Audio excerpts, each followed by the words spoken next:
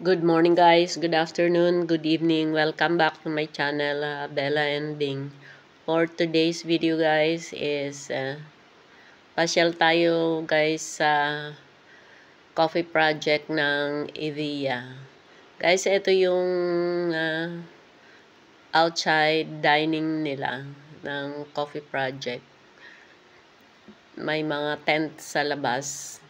Ang ganda guys ng garden nila. Marami siyang halaman sa paligid. Tapos may mga flowering plants din. So, sa ngayong oras na to, walang tao kasi tanghaling tapat. So, kahit meron siyang umbrella, mainit pa rin siya. Kasi tanghali. Ayan guys, ang niya ang mga puno, mga iba-ibang ornamental plants. Ayan. Mga nakapaso. Tapos, ang nagustuhan ko dito guys, yung yung bougainvillea guys na halo-halo. Na halo-halo ang kulay sa isang pot. At saka yung mga kulay nila is unique.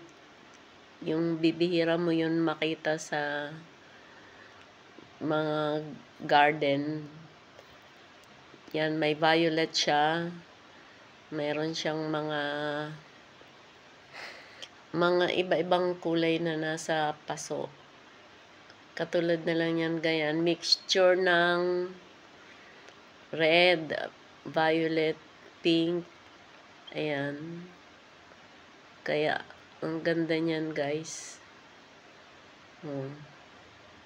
May yellow pa siya. May doon sa kabila naman, kabilang paso, ibang kulay naman siya. Pero, usually, mini-mix nila sa isang paso. Ayan. Pink and red naman ang combination dyan. Doon sa iba naman is iba naman depende sa sa puno. Ayan, yan malaki na yan guys. May white, may yellow, may pink. Ayan. Maganda guys yan mag coffee pagka pagka hapon na or gabi na kasi hindi na siya mainit. Napakaganda ng ambience. Kahit na malapit siya sa sa